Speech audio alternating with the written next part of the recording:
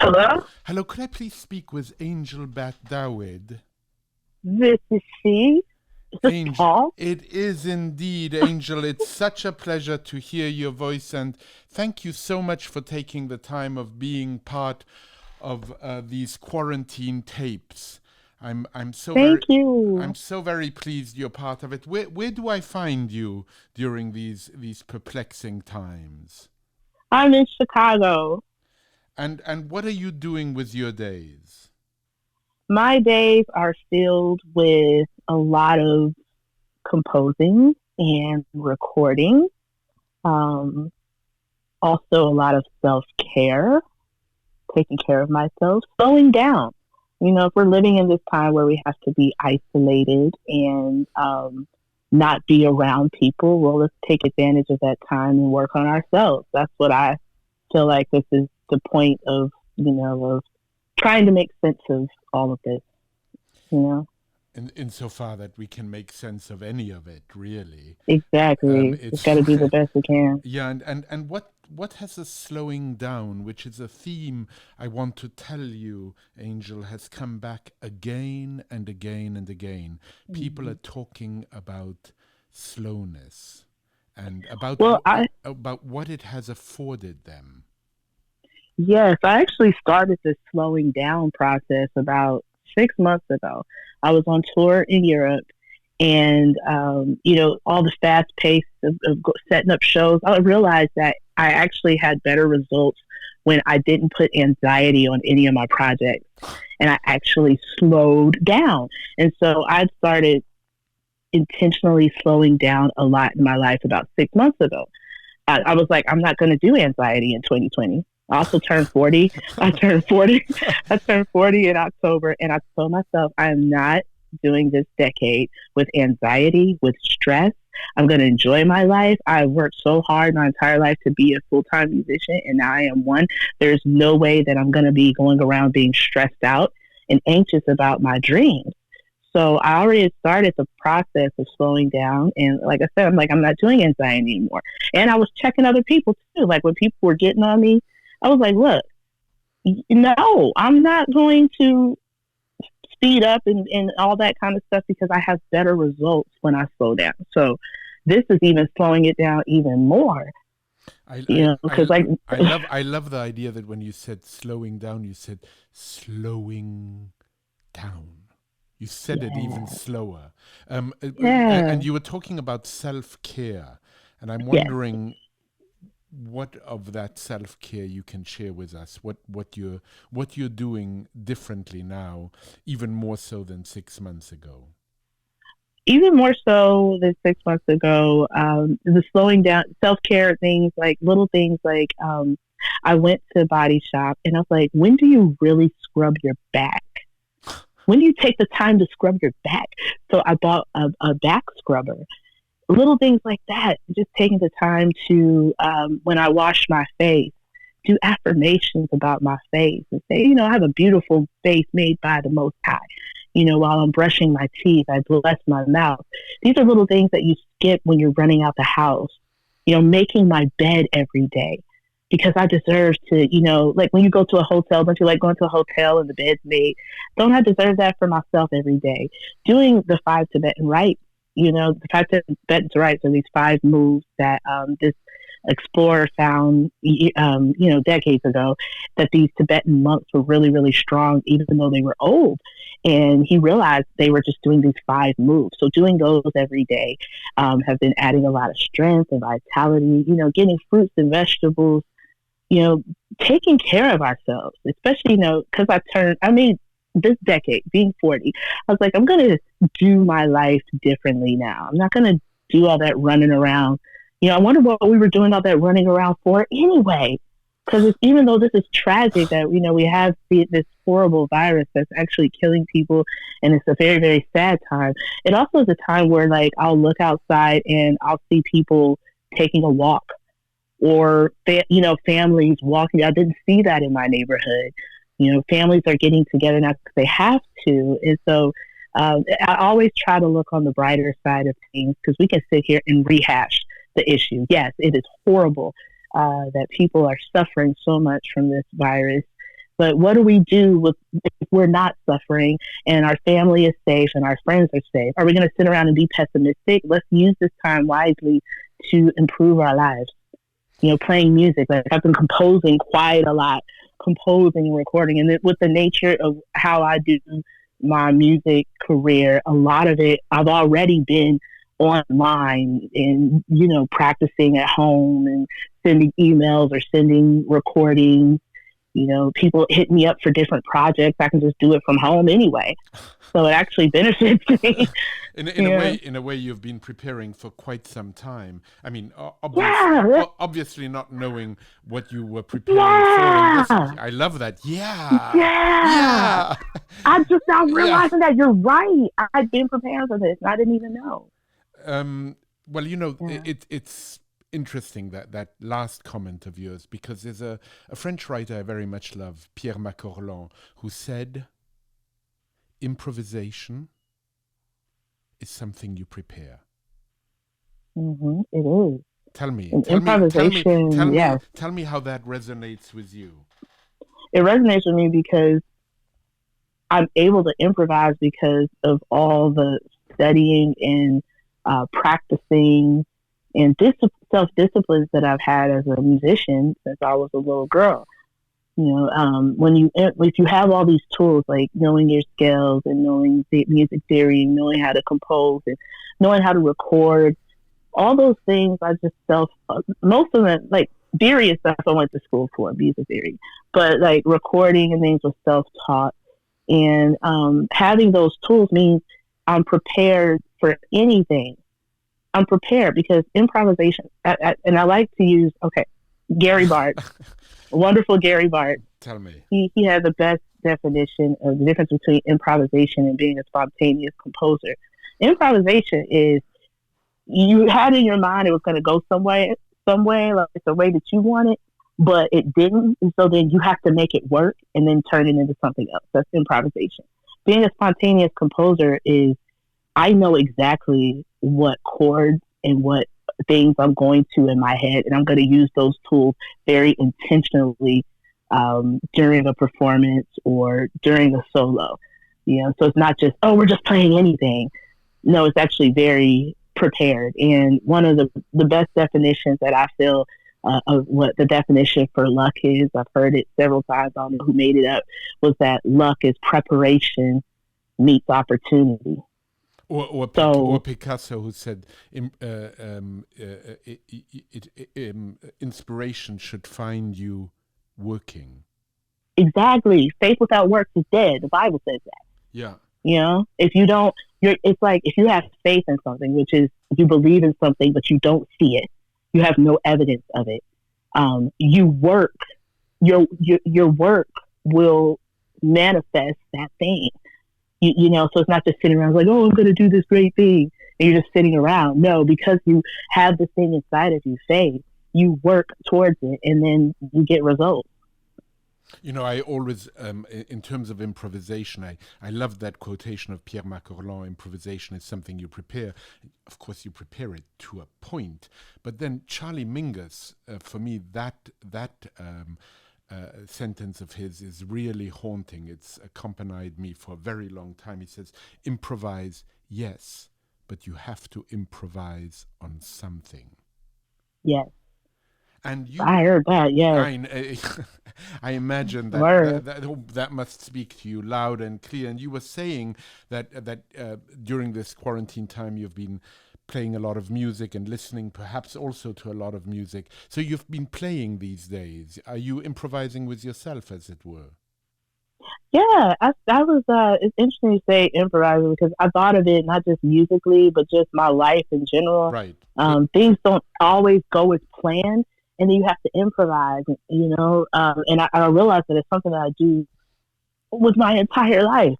And so when it comes to music, it's just seamless. And becoming more of an improviser, because my musical story is I was classically trained, and for years and years and years, I felt really stuck to written music, and that really disturbed me because I'm like, how am I supposed to be a musician? I can't play unless there's music in front of me. So I learned how to read really well.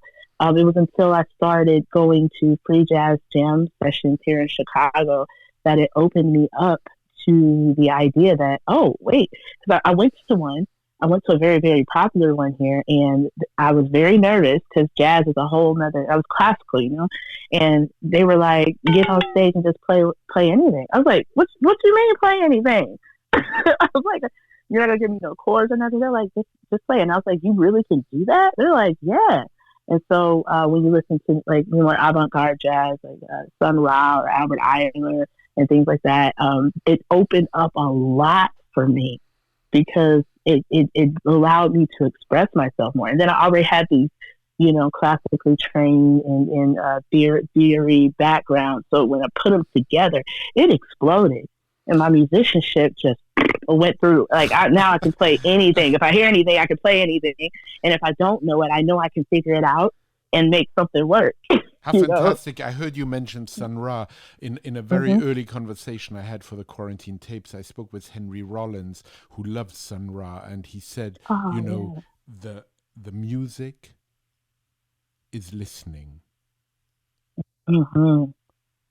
Sun Ra is super important to my music. Tell me. So, like his music, the first time I saw or heard about Sun Ra was from my dad because he had Spaces to Play. And we had it on VHS, and I was like maybe about 13 or 14, and he put it on, and I never heard anything like that before. Yeah. It blew my mind. I was like, what? And then the movie and the visuals, and so I'd always knew about Sun Ra, and I didn't fully understand more free jazz or avant-garde music, but I knew I was really, really drawn to it, and so I always had it in my playlist and things like that.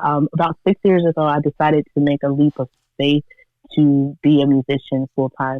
And so I took a year off to just say yes to projects that I would say no to because I had a full time job that I hated. And during that year, it was like this. It was like how I was like self-contained in my house. And I was like, I don't know what's going to happen. And this was back in the day when they had like Pirate Bay. And I know it's wrong, but I used to download a lot of free music. And I saw this box. It was like all of Sun Ra's records on Pirate Bay. And so I was like, oh, so I downloaded and I forgot about it. I forgot I downloaded. And then a week later, I was like, what? I got every Sun Ra record. And so what I did was I started to just play put it on, random and play it in my house 24/7, even when I wasn't at home. It was just like it was just all the music was just bombarding me and hitting me, and I would play my instrument to it. And he became like, his message and the music was really like getting into my soul. And a lot of my friends were into it as well. And so they would come over my house and we would jam together. And the jam sessions started getting so deep that we were like, man, we need to do an organization. We need to be like ACM, Association for the Advanced Musician, because we loved them too. We were just like so absorbed in the music that we started our own organization called Participatory Music Coalition, and we started doing events around the city. No one was booking us. No one knew who we were. We were like, it doesn't matter about that. We just want to perform. And from that, it turned into compositions amongst us.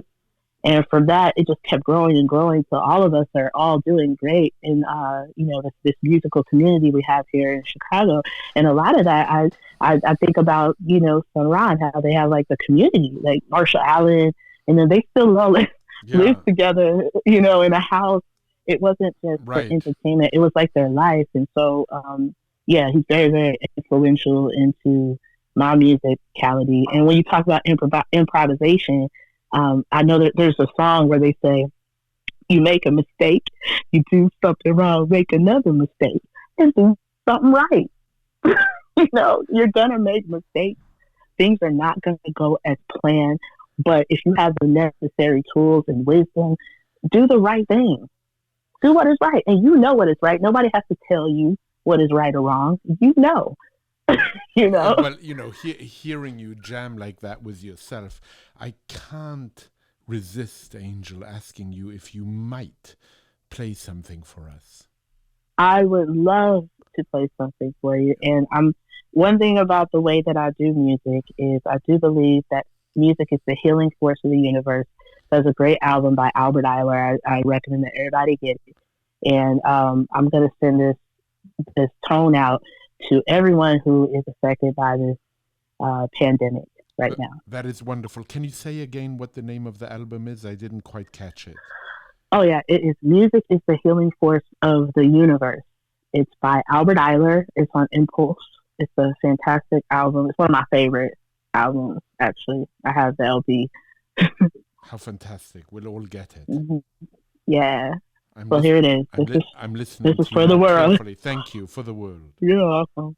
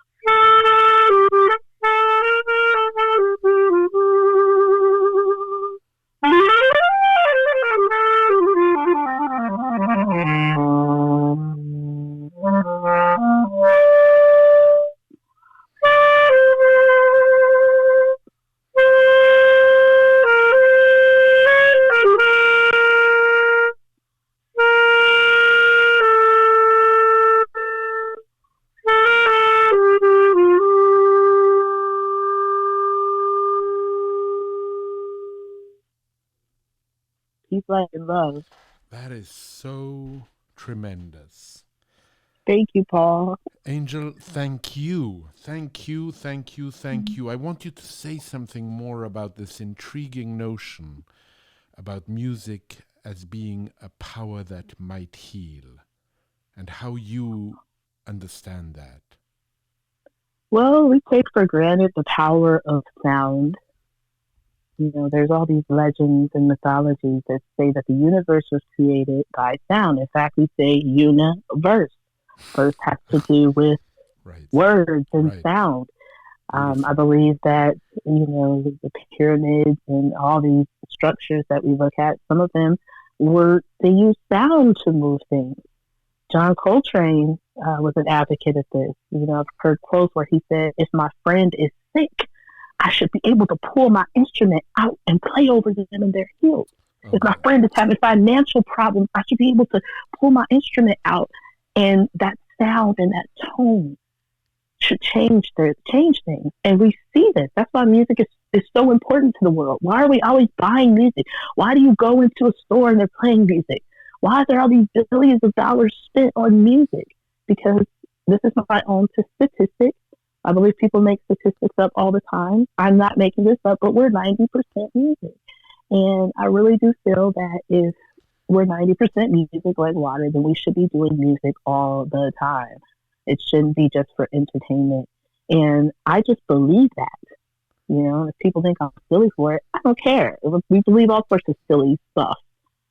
You know, like we believe that the human body is weak. It's not weak.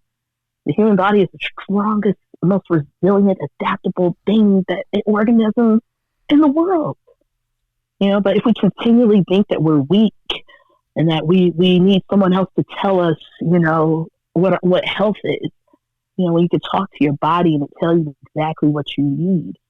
You know, sound is the same way. Yeah, you know, you've said that you have a need to improvise your way out of suffering. Exactly, which is very important to Black people. Right. Tell me about that in particular. Yes. So in the fall, I was commissioned to compose a piece, and there's this great movie called The Cry of Jazz, and in the movie, it's a weird little documentary. It's integrated. It's made in the late 60s, and it's an integrated cast of Black and whites getting together talking about race and music, and can white people play jazz, or is it just for Black people? And one of the main things we talked about is that jazz is the Negro's cry of joy and suffering, of both. Wow. The music is what got us through. So when people play jazz and they don't acknowledge the history of jazz coming from people who were suffering, and that this music wasn't just for entertainment, it was how we were surviving. And when you disregard that in the universities and they don't want to talk about the history of Black music, and it's not just jazz, it's great Black music, and how this music has helped us overcome, that's a travesty. And that's something that I'm really, really an advocate for. So when I composed this piece, one of the main things about the movie is he says jazz is dead. Back in 1960, when it was like the greatest year of jazz, why would he say jazz is dead? And when I thought about it, I was like, well, jazz is dead. Why wasn't there a funeral? And because of my love of classical music, I always loved Mozart's Requiem. I'm like, okay, I'm going to write a Requiem for jazz. And so I premiered the Requiem in last fall, and it was really deep because, we went into the spirituals, which is where jazz, blues, hip hop, everything came from the spirituals. And because my ancestors, they, in their time of oppression, they would sneak out into the woods and have these services called hush harbors. And in those hush harbors is where the spirituals wasn't just code for them to get to freedom land. And we know freedom land wasn't just a physical land. They were talking about something else. They was talking about a land whose cities whose foundations ain't here in this world. Because how else was he supposed to survive? And so music from that, you got these songs, the spirituals. And from those spirituals came all of the music, the Black music that we all listen to today. Hip hop, blues, R&B, all of it has its roots in the spirituals. So I've been doing a lot of research about that and how what the spirituals did. A lot of them are definitely in minor keys. And there's a great jazz drummer by the name of Milford Graves. And he has a theory that the minor keys activate your sympathetic nervous system. Wow. And the sympathetic nervous system is connected to your tear ducts. And the tear ducts releases the water, and that water helps you get through. Them tears, they help you get through. So when we sing the blues, we sing jazz, those are all technologies that my people use to get through such horrible things. How did we get through that? We use those ancient sounds. We use them, and we still use them. So this music is deeper than just entertainment or getting paid. Nah, this is how we've been surviving. Or background music. It's hard. Yeah. It's on the foreground, not the background. Yeah, this is how we've been surviving. And I just want to continue that legacy that my people have and bringing an awareness to the world. Like, we can only be aware if we slow down. It's time to slow down so we can be aware that maybe we can use this sound. Let's continue to use our doctors and our hospitals and all the professionals. But hey, why not add, let's do some humming together. I've been advocating this because the jam session is so important. The jam session was how me and my friends have gotten through so much together. We still call each other, what you doing? We can't do it now, but what you doing? I was wondering, Angela, that must be really, really difficult for you now. Yeah, it really is. Because, you and I now are having a wonderful, I think, conversation on the phone, and the phone is I think an extraordinary instrument that I've always loved, because one can hear the grain of the voice. One can actually, I can nearly sense you, even though we haven't met. I get a sense of your enthusiasm and your passion and your vocation. But as a musician, it is so important for you to jam with other musicians, and I constantly, when reading all these wonderful liner notes of long playing records, which I tend to much prefer, you read about all these, especially jazz musicians, really looking at each other, listening. Ben Webster listening very carefully to when the drum section comes in, and vice versa. And how do you manage now in these quarantine times? It must be hard. It is very hard. But, there's a time and a season for everything. Beautiful. There's a time to jam together, and then there's a time to be separate and alone. And that's very hard for people, especially in our community. We have a real tight music community here in Chicago. We tight. We had a practice of jamming together.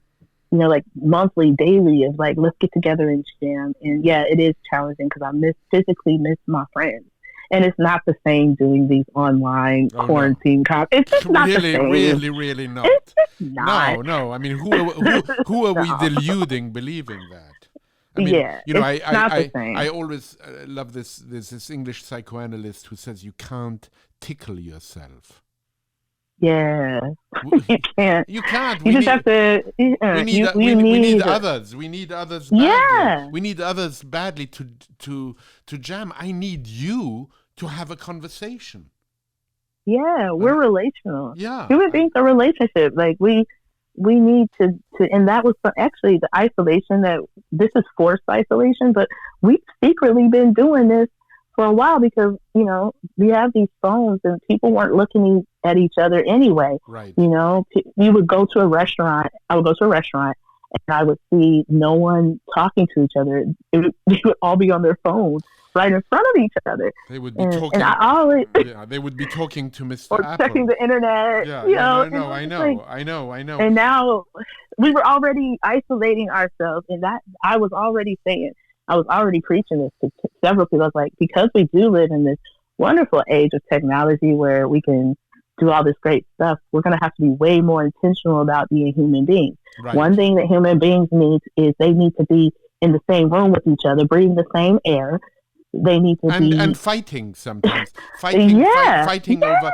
and I know, for instance, you like bringing about sometimes uncomfortable arguments into a conversation, and I'm thinking particularly. We have to. We have to get it all out in the open, because how else are we going to heal? I'm thinking. How else are we going to heal? I'm thinking if we don't let it all come out in the open. I'm thinking particularly of this Nina Simone line where she says jazz is a white. Hello. Yeah. Do you hear me? Yes. Yeah. Yes, Nina Simone, who said jazz is a white term to define black people. My music is black classical music. Yes. Tell me. Yes. Nina, I try to, stay with that legacy of what she was saying. All her music is protest music. Right. People act like, people want to put Nina Simone on some, like it's some entertainment. It's not that. Her moves was all about, y'all not about to do this to us. Y'all not about to sit here and trivialize this and put this in a little package to market it. No. I'm going to say whatever is on my mind, and y'all are going to come to my concerts, and you're going to listen. You're going to listen, and you're going to love it. I always encourage. And you're going to feel uncomfortable, because when you listen to Mississippi, goddamn, my goodness. Come on. It's powerful, and you better listen to the lyrics, and you better listen to the anger, and you better feel it, and you better do something about it. Yes, you better. I mean, look how powerful a force of her to just keeping the integrity of that and fighting and protesting. Bob Marley, one of my favorite Bob Marley songs is War. He puts music to Haile Selassie's, one of Haile Selassie's speech, and he says, until the philosophy which holds one race superior and another inferior is completely eradicated, it's all going to be war. And right now, it's still that. So for most of my music is protest music. It really is. Love is a protest, and, my album, The Oracle, is all protest songs. I didn't know it was, but it's all to challenge the world to say, hey, y'all, things still aren't right. It's not right. It's still not right in my community. Black people are still suffering. And the suffering that we have is still because of the historical aspect of what this country has done to Black people for centuries. It's still not right. I can still listen to Nina Simone, and unfortunately, if she was still alive today, she would still be protesting. Things aren't right. So how do we get it right? I'm going to put it in your face. We're going to talk about it, and we're going to heal. And whatever emotions come up, we're going to tackle it and deal with it. This isn't to bring up trauma to stay traumatized. This is to bring up trauma so that we can heal this wound. Angel, I can't thank you enough. Thank you, Paul. Thank you so much. I wish you well in Chicago. I hope someday to hear you jam. My goodness, thank you for playing for us. Thank you for your passion. Thank you for being part of the Quarantine Tapes. Continue to take good care of yourself, and let us meet in better times. Yes, indeed. Thank you, Paul, for the interview. Thank you. I appreciate it. All the best to you. Stay well. All the best to you as well. Be well. Peace and love. Bye-bye. Bye.